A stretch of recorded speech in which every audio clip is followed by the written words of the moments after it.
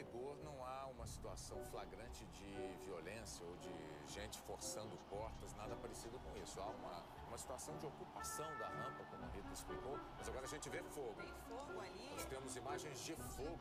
Motorista! Motorista, desce com o caminhão pra lá! Vamos sair daqui! Me inclua fora dessa nesse negócio de baderna. Me inclua fora dessa. Greve! É greve, geral!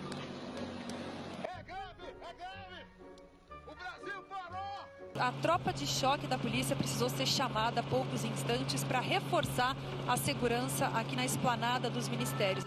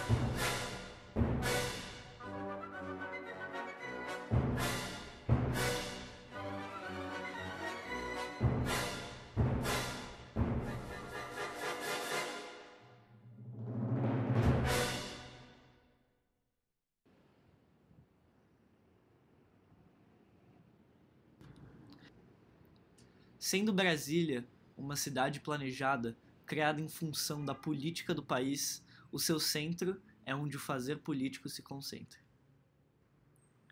A relação entre conteúdo e forma está expressa na equidistância entre esses prédios, representando a igualdade entre os poderes do Estado democrático. A praça foi pensada como um espaço de manifestação, um lugar onde o povo poderia clamar os seus direitos diante dos pilares da democracia brasileira e de seus representantes. Na prática, a praça se mostra um local árido, quente e inviável para se estar durante o dia.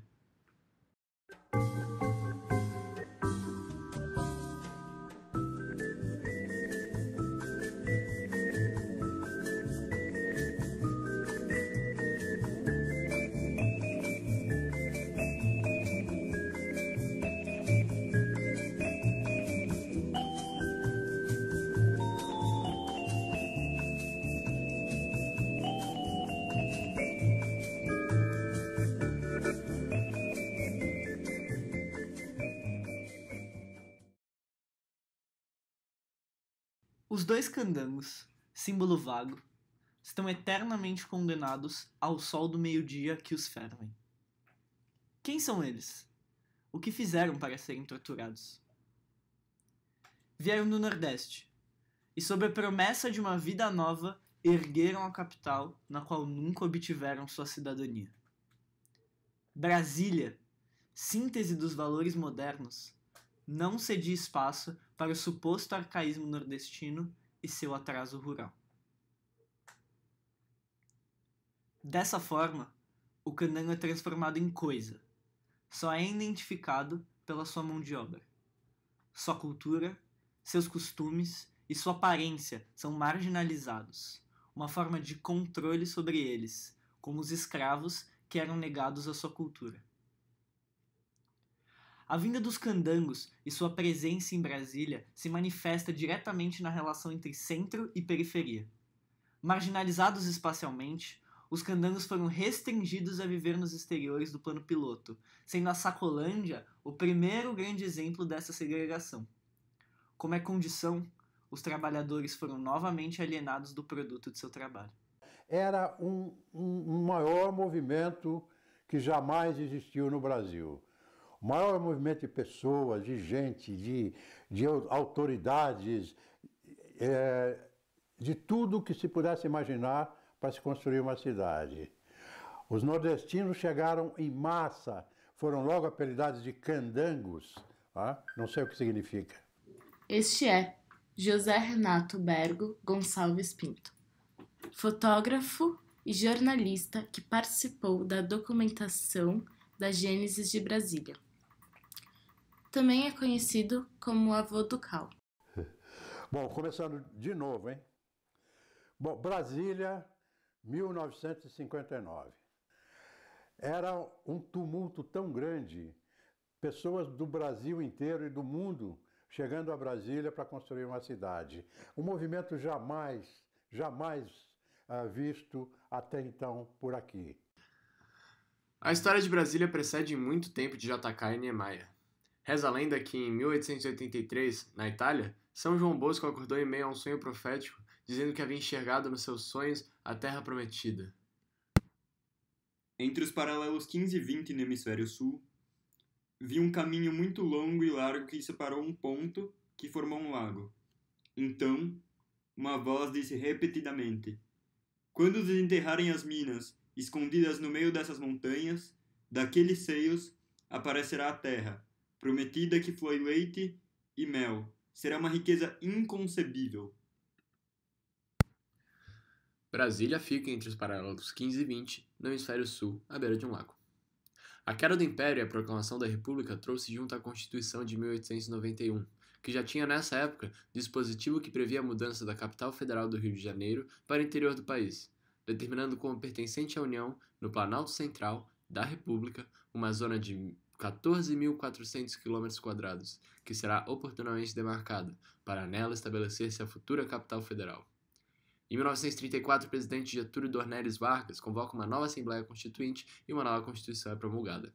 Em 1937, Getúlio Dornelles Vargas dissolve o Congresso e outorga uma nova Constituição, marcando o início do Estado Novo.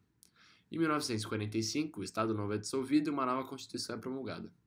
A Constituição de 1945 ainda tinha um dispositivo que previa a mudança da capital federal do Rio de Janeiro para o interior do país. Em 1902, em Diamantina, nasceu Juscelino Kubitschek de Oliveira. Em 1927, formou-se em medicina e se especializou em urologia em Paris. Urologia é uma especialidade cirúrgica da medicina que trata do trato urinário e do sistema reprodutor dos homens. Em 1954, lançou sua candidatura para a presidência da República. Eu vou deixar ele contar.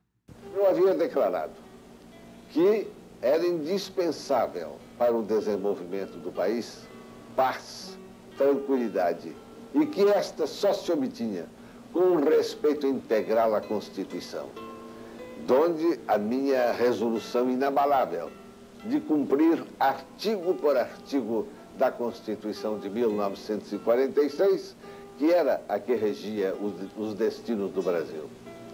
Quando me pus à disposição do público, o Toniquinho, como se chama o rapaz de Jataí, perguntou-me: Vossa Excelência acaba de afirmar que vai cumprir artigo por artigo da Constituição.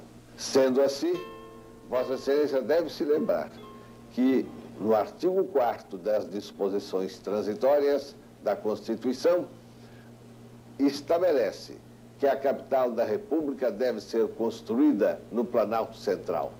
Vai Vossa Excelência construir a nova capital? Confesso que até aquela altura eu não havia pensado nesse assunto. Mas quando o Toniquinho me colocou o problema, eu pensei subitamente. Não dei senão 1 ou 2 segundos de espera e respondi prontamente: se a Constituição exige a construção da nova capital do Brasil, vou respeitá-la e construirei a nova capital do Brasil, no Planalto Central.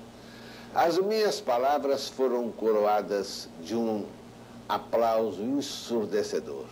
Verdadeiro delírio da multidão que me escutava. É verdade, vou construir a nova capital. E assim o Brasil caminhará 50 anos em 5 de governo.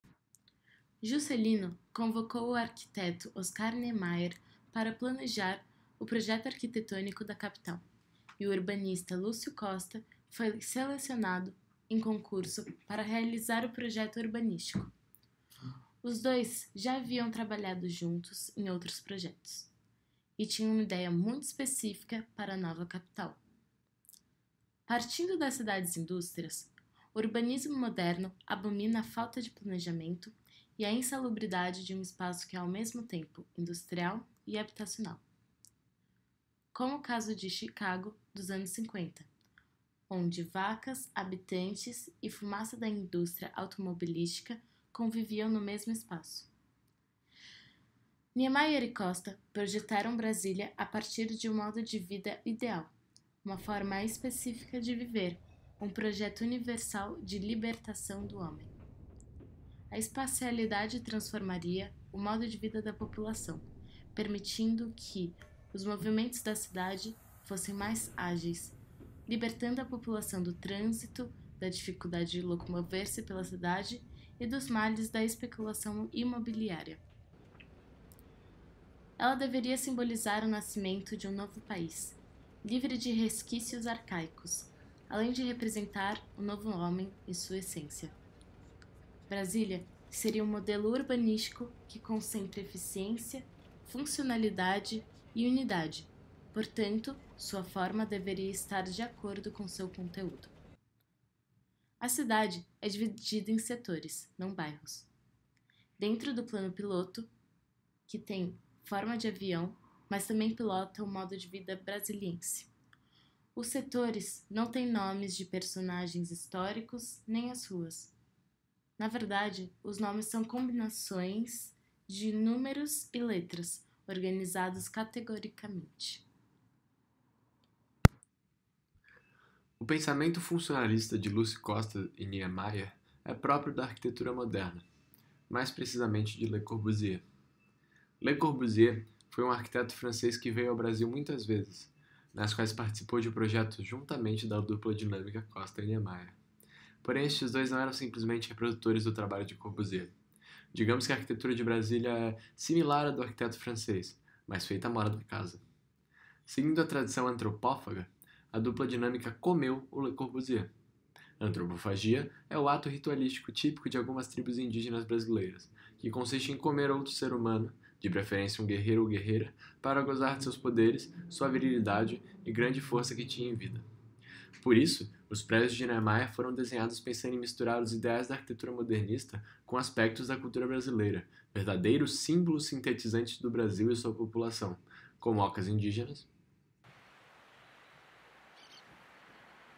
e as curvas da mulher brasileira.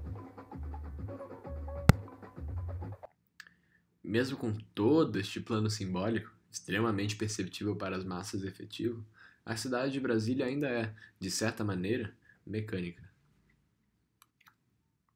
Ao se planejar uma cidade, se evita o inesperado, a sociedade em sua diversidade. Existe uma intenção para o espaço, que se desdobra em uma estrutura burocrática que, por sua vez, exerce domínio sobre o comportamento do cidadão. 1, 2, 3, vamos nos unir agora. Viva Ceilândia, então chegou nossa hora. Com alívio e cirurgia moral, nossos irmãos, morte cerebral. Viva todos os guetos, na maioria pretos. Mas amo minha terra, Ceilândia, mais de 500.000. E que fique gravado em pedras do mal. Aqui não é só fala, e sim um arsenal de ideias.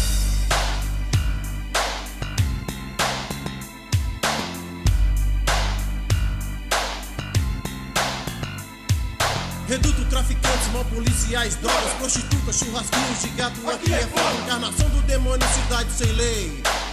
Ainda é pouco pra vocês? Não! Acabar de pé aqui não tem vez não, véi. Mostra o safado que entregou o irmão, véi. Parada brava é o bote dos homens, véi. Surpresos somos atacados pela polícia. Nos dão pra rolar flagrante em algum bolso. Alguém dá o vacilo e sai correndo. Pum, pum, pá. Só mais um corpo estirado, tá vendo? Ponto de encontro da rapaziada inteira. Ceilândia Norte, Sul, Ceilândia Centro, fronteira. Feira do Rolo, área neutra, considerados. Meu quarentão fica do outro lado. Maior favela organizada do Brasil. Morro Plano, aqui moram mais de 500.000 intelectuais da malandragem. Pra cair na área tem que ter coragem. Ou então na cinta você tem que se proteger. Em sua família ninguém toca, então pode crer. Burro preto rebaixado, ronca alto, fudendo a vigilidade do asfalto. Cabala, Jamas, Alibi, nossa proteção. Viva a Ceilândia, a favela, nosso laborão. Livro de óbito, tiro nas costas. Bairro, gueto obscuro, boca de lobo, boca de fumo. Muito sangue, muito tiro, muitas crianças morrem, bala perdida. Outras sobrevivem quando ganham seu primeiro presente, uma arma.